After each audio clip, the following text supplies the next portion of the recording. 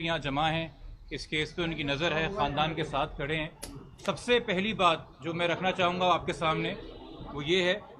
कि आपकी भी मालूमात के मुताबिक और हमारी मालूमात के मुताबिक भी जो इस केस का मरकज़ी मुल्ज़िम है ज़हीर अहमद, वो इस वक्त कराची में मौजूद है। वो बच्ची के हमरा पुलिस के साथ ही कराची आया और हमारी मालूमात के मुताबिक इस वक्त ABCC के दफ्तर में मौजूद है। हम ये समझने से कासिर हैं कि जब इस वक्त ये केस ज़ेर तफ्तीश है और कॉग्निजेबल ऑफेंस किडनैपिंग के ऑफेंस में ज़ेर तफ्तीश है और मरकज़ी मुल्ज़िम ने बेल हासिल नहीं की, तो वो बग़ैर हथकड़ियों के किस रिश्ते से ABCC के दफ्तर में बैठा हुआ है और सलाखों के पीछे क्यों नहीं है, उसको क्यों ये फेवर दिया जा रहा है ABCC या CIA या पुलिस की तरफ से, या अगर कोई कन्फ्यूजन है तो वो हमें बताएं। चूँकि हाई कोर्ट ने अपने फैसले में कहीं भी किडनैपिंग का हतमी फैसला नहीं किया और मजिस्ट्रेट साहब ने इस FIR में जब फर्दर इन्वेस्टिगेशन का कहा तो इसका मतलब है कि अभी भी ये बात तय नहीं हुई है कि FIR सच्ची है कि झूठी है। तो तरीका तो कार यही होता है कि उस दौरान जब तक मुल्ज़िम बेल पे ना हो उसको गिरफ्तार रखा जाए, पहली बात। दूसरी बात ये कि आपके इल्म में है कि आज से 15 दिन पहले ये जुमला कहा गया सूबे के सबसे बड़े पुलिस अफसर की जानिब से कि जी ये मामला ख़त्म हो गया, ये केस ख़त्म हो गया है। अगर ऐसा होता तो आज जो सिंध की तारीख के अंदर इतना एक हाई पावर्ड बोर्ड बना है मेडिकल डॉक्टर्स का, जिसमें 10 डॉक्टर्स मौजूद हैं, जो आपके सामने आज उन्होंने 4 घंटे कार्रवाई की है, ये क्यों हो रही होती? इसका मतलब है ये मामला अभी ख़त्म नहीं हुआ। जो एविडेंस जमा कराए गए हाई कोर्ट के सामने वो प्रॉपर नहीं थे, वो हतमी नहीं थे। ये मामला अभी भी ज़ेर तफ्तीश है और अभी हमें, जैसे आपको भी आगाह किया है बोर्ड की चेयरमैन, रिस्पेक्टेबल चेयरमैन ने, कि वो मंडे को कोर्ट के अंदर अपनी हतमी रिपोर्ट देंगे कि बच्ची की उम्र उनके लिहाज से क्या है। यहाँ पे मैं एक बात बहुत वाज़ेह कर दूँ, चूँकि लोग कन्फ्यूज़ हो रहे हैं। एक जगह हमारा मौक़िफ़ है कि जब नादरा के डॉक्यूमेंट्स हों और वाक़े से बहुत पहले उनका इजरा हुआ हो तो मेडिकल एविडेंस उनके ऊपर सबकत हासिल नहीं कर सकता, मगर ये रूल जो है ये ट्रायल कोर्ट के लिए है। ये उस कोर्ट के लिए जिसने फैसला करना है कि ज़हीर को सज़ा क्या सुनानी है, कि किडनैपिंग हुई है कि नहीं हुई है। ये रूल हाई कोर्ट के लिए नहीं है, थोड़ा फ़र्क कीजिए। क्रिमिनल ट्रायल में, फौजदारी के मुकदमे में जब डॉक्यूमेंट्स को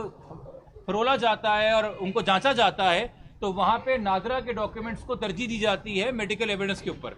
मगर जो हस्बे बेजा की कार्रवाई होती है, जो हाई कोर्ट में होती है, वहाँ पे जो चीज़ें सामने होती हैं पेपर के, on the face of it फैसला किया जाता है। चूँकि एक हाई कोर्ट का फैसला है जिसके तहत बच्ची को आज़ाद कर दिया गया कि वो अपने ओन फैसला करे, वो जहाँ जा सकती है और वालिदैन को नहीं लुटाया गया, हमारे लिए बहुत ज़रूरी है कि हम उस हाई कोर्ट के फैसले को रद्द करवाएं, हम उसको चैलेंज करें। और चूंकि वो सारा का सारा हाई कोर्ट का फैसला एक मेडिकल सर्टिफिकेट पे मबनी था, इसलिए बहुत ज़रूरी है कि पहले हम उस मेडिकल सर्टिफिकेट को मेडिकली चैलेंज करके उसकी क्रेडिबिलिटी को क्वेश्चन करें, ताकि हम दोबारा हाई कोर्ट जा सकें हस्बे बेजा की प्रोसीडिंग्स के अंदर बच्ची की कस्टडी लेने के लिए, या कम से कम ये बताने के लिए अदालत को कि वो इस वक्त इलीगल कन्फाइनमेंट में है। चूँकि ये अलग अलग अदालतों में केस चल रहा है तो ये अलग अलग प्रोसीडिंग्स हैं। हमारा अभी भी मौक़िफ़ ये है कि नादरा के डॉक्यूमेंट सच्चे हैं, बर्थ सर्टिफिकेट ओरिजिनल है, बच्ची की उम्र 14 साल है, मेडिकल रिपोर्ट वैसे ही 1 से 2 साल का फ़र्क करती है। हक़ाइक़ पे मबनी मेडिकल रिपोर्ट जो है वो नादरा डॉक्यूमेंट्स की तस्दीक ही करेगी, मगर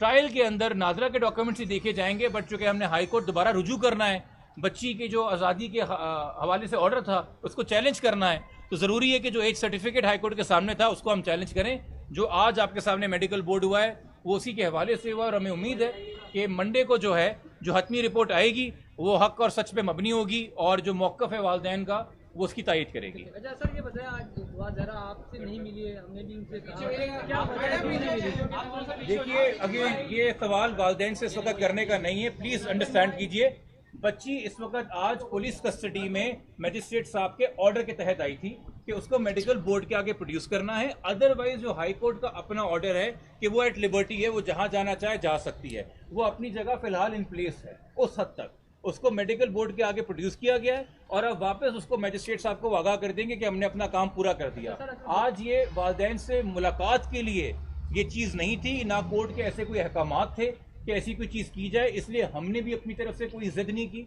हमने भी अपनी तरफ से ऐसी कोई ख्वाहिश का इजहार नहीं किया ताकि जो इन्वेस्टिगेशन है उसमें कोई खलल ना आए। अच्छा सर, ये बताइए, अगर बच्ची की उम्र 16 साल से पाई जाती है, जैसे पहले भी 16-17 की उम्र बताई गई थी, तो उसके बाद फिर आपका लाया आगे क्या? मैंने आपसे जैसे कहा कि ट्रायल कोर्ट जो है वो जब तक नादरा डॉक्यूमेंट्स को छुटला ना दे, वेरीफाई करके कि जी ये झूठे डॉक्यूमेंट्स हैं, उसको सज़ा उसी हवाले से देनी है, वो ट्रायल की हद तक बात है। हम जिस वजह से इस मेडिकल एविडेंस को क्वेश्चनेबल, जो मौजूदा मेडिकल एविडेंस है जिसमें बच्ची 16 से 17 के साल के दरमियान बताई गई है, उसको इसलिए चैलेंज कर रहे हैं ताकि जो हाई कोर्ट का ऑर्डर इस वक्त एक हमारी तरफ से रुकावट बना हुआ है बच्ची से मुलाकात की राह में, हम उसको सक्सेसफुली चैलेंज कर सके। तो उस वक्त हमें उम्मीद है कि हकायक पे मबनी मेडिकल एविडेंस जो है वो वही बताएगा जो बच्ची की असल एज है, जो बर्थ सर्टिफिकेट पे भी आया है, जो नादरा के डॉक्यूमेंट्स पे भी आया है और पासपोर्ट पे भी आया है। अच्छा, और हमने ये आप लोग के इल्म में है, ये पहला केस नहीं है। आप लोग बहुत सारे कोर्ट रिपोर्टर हजरात और बहनें जो यहाँ मौजूद हैं, बहुत से केसेस ऐसे कवर कर चुके हैं जहाँ 13 साल की बच्चियां चिल्लाती थी बबांगे दोहल के मैं 18 की हूँ, मैं 20 की हूँ, और बाद में मेडिकल से और नादर से साबित हुआ कि वो 13 की थी।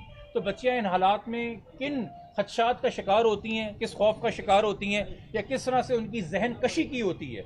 ये तो कोई साइकेट्रिस्ट ही आराम से बता सकेगा, चाइल्ड थेरेपिस्ट बता सकेगा। बट हमारे जो अभाम इस बारे में है वो बेवजह नहीं है। हमें किसी वजह से ये खदशात जाहिर हैं कि बच्ची इस वक्त जो बयान दे रही है वो किसी के इन्फ्लुएंस में है, किसी के बातों में आके वर्गला के है, और एक तरीके से उसे बताया गया है कि बेटा ये मखसूस जुमले बोलो और ये जुमले रिपीट करके वापस आ जाओ। आयोग की तब्दीली की दरखास्त मुस्तरद हो गई है, आज भी जो है वो यही बात से कहने कोई केस बनता ही नहीं है। देखिए, आयोग की इस वक्त जो दरखास्त मुस्तरद हुई है वो मेरिट्स पे नहीं हुई है, वो इस बात पे हुई है कि मेडिकल का बोर्ड का एविडेंस आना बाकी है। तो इस स्टेज के ऊपर दरखास्त नहीं बनती, यानी कि जब मेडिकल की रिपोर्ट आ जाएगी मंडे को, मैं ये आपको गारंटी कर रहा हूं कि हम मंडे को दोबारा आईओ की तब्दील करने की दरखास्त दायर करेंगे और अदालत को बताएंगे कि सर अब मेडिकल बोर्ड आ चुका है, अब आप इसके बजाय कि आप देख के फैसला कीजिए कि अब तक आईओ की कार्रवाई कैसे थी। बाकी जो आईओ साहब अपना कंडक्ट दिखा रहे हैं मीडिया के जरिए से, वो मेरे ख्याल में हमारे लिए नहीं, वो शर्मिंदगी की बात है तो वो सूबे के आईजी के लिए है, वो शर्मिंदगी की बात है तो इस शहर के एआईजी के लिए,